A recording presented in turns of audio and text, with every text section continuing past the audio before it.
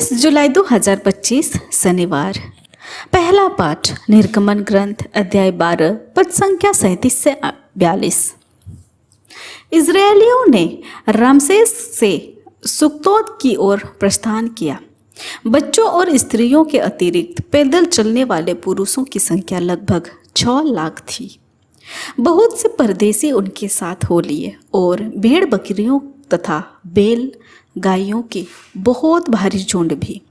वे मिस्र से जो गूथा हुआ आटा अपने साथ ले गए थे, उन्होंने उसकी खमीरी रोटियां पकाई। उनके पास खमीर नहीं था क्योंकि वे इतनी जल्दी में मिस्र से निकल दिए गए थे कि उन्हें रास्ते के लिए भोजन तैयार करने का समय नहीं मिला था।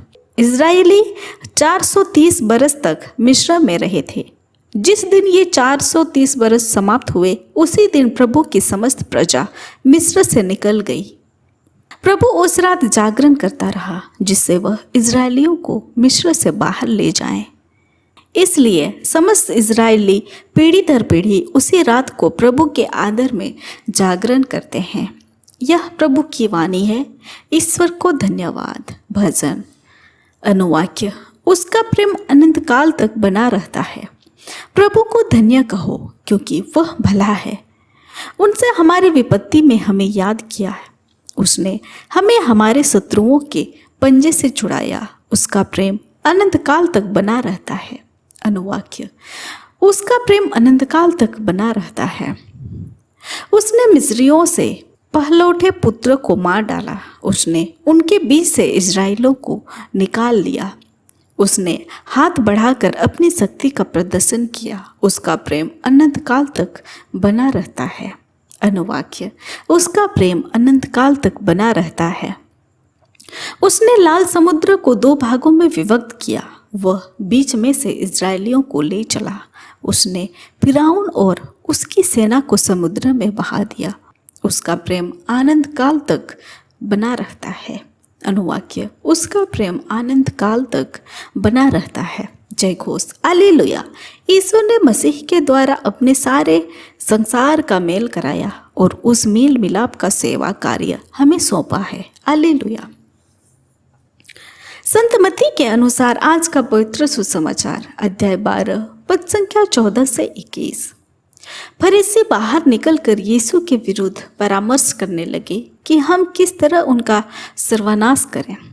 यीशु यह सब जानकर वहां से चले गए। बहुत से लोग यीशु के पीछे हो लिए। वह सबों को चंगा करते थे, किंतु साथ साथ वह चेतावनी देते थे कि तुम लोग मेरा नाम ना फैलाओ। इस प्रकार नबी ईसायास का यह कथन पूरा हुआ, यह मेरा सेवक है, इसे मैंने चुना है, मेरा परम प्रिय है, इस पर मैं अति प्रसन्न हूँ।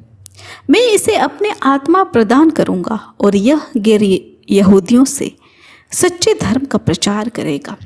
यह ना तो विवाद करेगा और ना चिल्लाएगा और ना बाजारों में कोई उसकी आवाज़ सुनेगा। यह ना तो कुचला हुआ सरकंडा ही तोड़ेगा और ना धुआंती हुई बत्ती की बुझाएगा, जब तक यह सच्चे धर्म की विजय तक ना ले जाए। इसके नाम पर गैर यहूदी भरोसा रखेंगे। यह हमारे प्रभु यीशु ख्रिस्त का सुसमाचार है। ख्रिस्त की जय। तो आइए आज का दोनों पाठों पर मनन चिंतन करते हैं। आज का पहला पाठ ईश्वर की मुक्ति योजना का एक महत्वपूर्ण क्षण है। मिस्र की गुलामी से इजरायलियों की रिहाई। यह पास्का की रात थी जो ईश्वर के निरंतर जागरण और उसकी प्रेम की याद दिलाती है। यह पाठ हमें स्मरण दिलाता है कि ईश्वर अपने वचनों के प्रति सच्चा है। उसकी योजनाएं देर से पूरी होती है पर कभी असफल नहीं होती। हमारे जीवन में भी जब मुक्ति देर से आती है, तब हमें विश्वास और धैर्य के साथ उस पर भरोसा रखना चाहिए। सुसमाचार में यीशु नम्र सेवक के रूप में प्रकट होते हैं, जो चुपचाप बिना प्रदर्शन के प्रेम और दया से लोगों की सेवा करते हैं। यह दर्शाता है कि यीशु हर टूटे, हारे और संघर्षरत आत्मा को सहारा देते हैं। आज के सोशल मीडिया युग में जहां हर भलाई को सिखाना और प्रचार करना आम बात हो गया है, यीशु हमें सिखाते हैं कि सच्ची सेवा वह है जो गुप्त होती है। हमारे कार्य ईश्वर की महिमा के लिए हो, न कि हमारी प्रशंसा के लिए, क्योंकि जो नम्र है वह महान कहलाएगा। आमीन। आप सभी को जय यीशु।